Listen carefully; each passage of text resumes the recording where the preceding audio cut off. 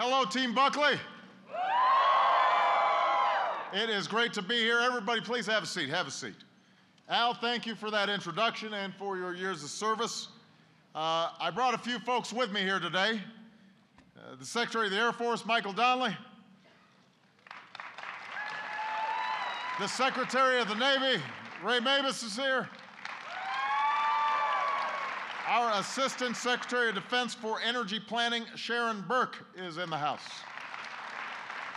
They are all doing great work with Secretary Panetta to keep our military the strongest in the world and to make our military more energy efficient. And I want to thank our host, Colonel Diant, for welcoming us here today.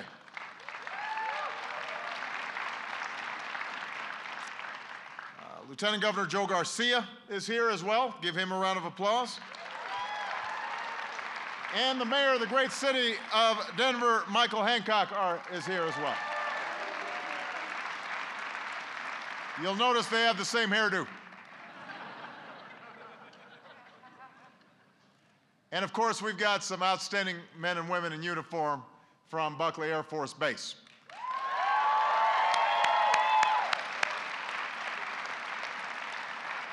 And that includes the 460th Space Wing. To all of you, on behalf of a grateful nation, I want to thank you for your extraordinary service. During a decade of war, these folks, and so many of you, exhibited the very best of America. Courage, selflessness, teamwork. As I said this past Tuesday, you've exceeded all expectations because you focus on your mission. You work together. You get the job done. And so on Tuesday, I talked about the job we've got to get done as a nation, all of us. The job of restoring the American promise, the idea that if you work hard, if you fulfill your responsibilities, then you can do well enough to raise a family and own a home, send your kids to college, put a little away for retirement, live out that American dream. That's what most people are reaching for. They don't expect a handout, they don't expect anything to come easy, but they do expect, if they're applying themselves, if they're working hard, if they're able to overcome setbacks and obstacles, and they can cooperate with the folks they're working with, if they're doing the right thing, then they should be able to achieve some security and some dignity in their lives. Something very basic. It's a basic promise that we've got to restore. So at the State of the Union, I tried to lay out my vision for how we would do that. I laid out a blueprint for an economy that's built to last.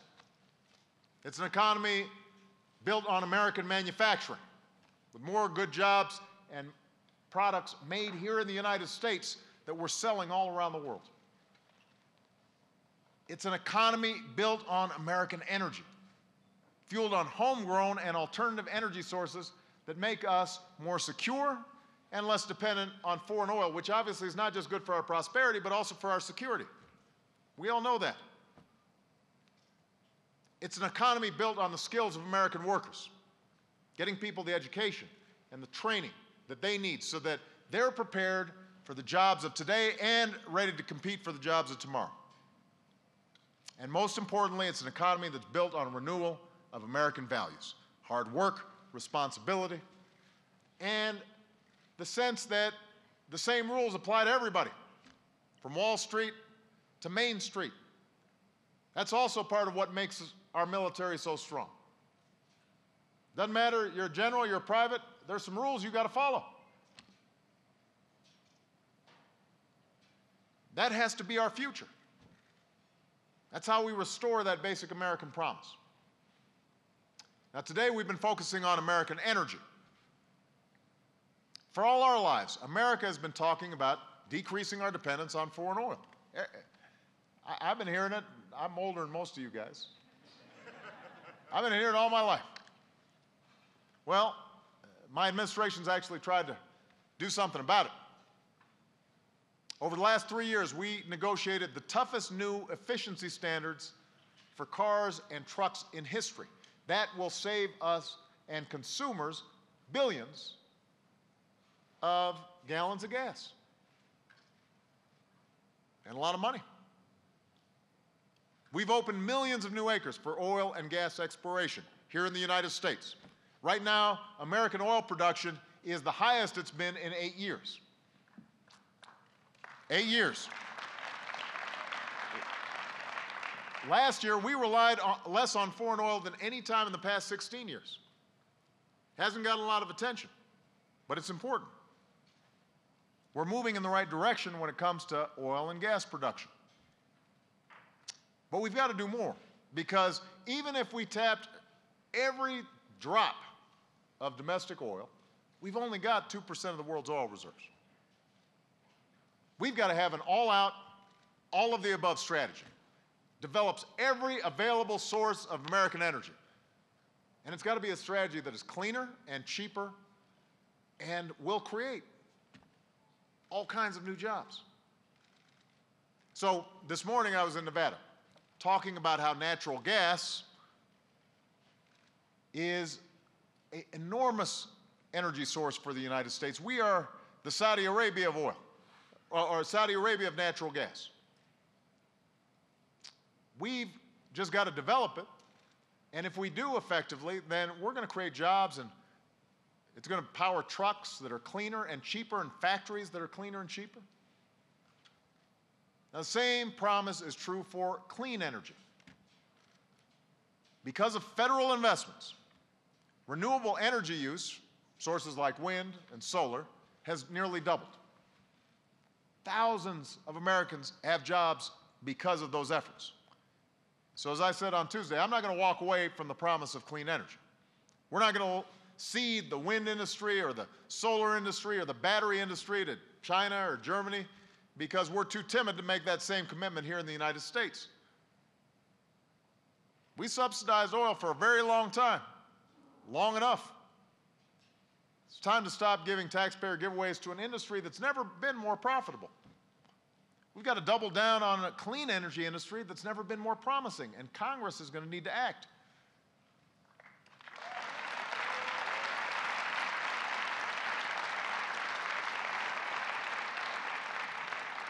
They need to pass clean energy tax credits. They need to set a clean energy standard so that we create a market for innovation. These are the industries of the future, and they're the jobs of the future. So this is common sense. But we're not going to wait for Congress. We're also going to do some things administratively. That's why I'm directing my administration to allow the development of clean energy on enough public lands to power 3 million homes. And the reason we're at Buckley is because the military is doing its part. The military is doing its part, as usual. As usual. Now, it's important for the military to do its part because we're the largest, our military is the largest energy consumer in the world. So we can set a good example and help create an additional market for clean energy. The Navy is going to purchase enough clean energy capacity to power 250,000 homes a year. And it won't cost taxpayers a dime.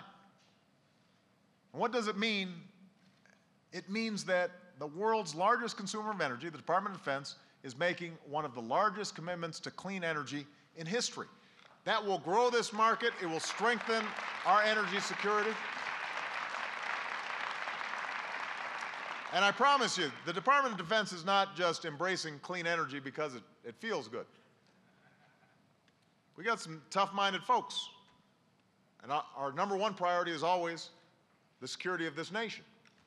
But what our military understands is that if we're smart on energy, that saves DoD budgets that allow them to do a whole bunch of other things. Leading on this issue is the right thing to do. Yes, it's the right thing to do to prevent climate change. Yes, it's the right thing to do in terms of reducing pollution, but it's also important for our national security. Ray Mabus has said, we wouldn't allow some of the places that we buy fossil fuels from to build our ships or to build our aircrafts, to build our ground equipment. We wouldn't do that. And yet, we give them say on whether those ships sail, or whether those aircrafts fly, or whether those vehicles run, because we buy fuel from them. Why would we do that if we don't have to? The less we depend on foreign oil, the more secure we become as a nation.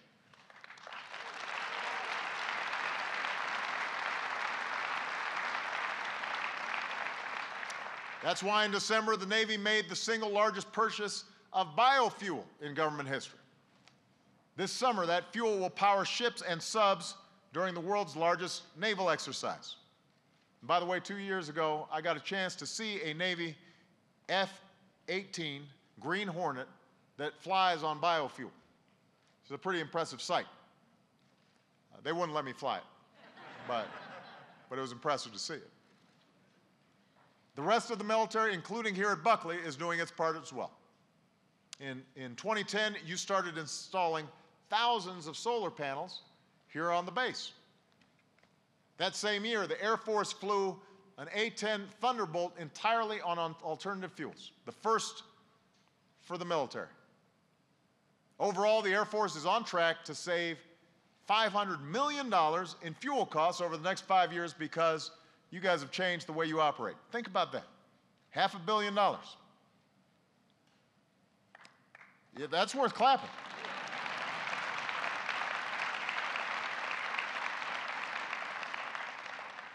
Reducing our dependence on oil is going to strengthen our national security. It will make our environment cleaner for our kids. It will make energy cheaper for our businesses and for our families. And doubling down on a clean energy industry will create lots of jobs in the process. So we're going to keep moving on American energy. We're going to stay focused on boosting American manufacturing. We're going to keep training our workers so that they are equipped for the high-skilled jobs of tomorrow, including in the clean energy space. And we're going to restore those American values of fair play and responsibility that made us who we are. We've got to follow the lead of the members of our military who are here today. You rise or fall as one unit, serving one nation. You have each other's backs. That's the same spirit that you'll find in communities all over America. Each of us is here only because somebody was looking out for us, not just our parents. But we had neighbors and communities and churches and synagogues, people who were coaching Little League. And we had a country that was investing in community colleges and universities and research and caring for our vets. Everybody was taking responsibility for each other and for our country as well as for ourselves. Somebody had our back. Otherwise, we wouldn't have been successful. Certainly, I wouldn't have been. This country exists because generations of Americans worked together and looked out for each other. Out of many, we came together as one. These are the values we have to return to. That's how we're going to create an economy that is built to last. That's how we're going to make sure that we have the best energy policy in the world. That's how we're going to put people back to work. That's how we're going to continue to make sure we have the finest military in the history of the world. If we work together in common purpose, nobody can stop us. We will rebuild this economy. We will meet these challenges. We'll remind everybody why the United States is the greatest country on earth. Thank you, everybody. God bless you. God bless America.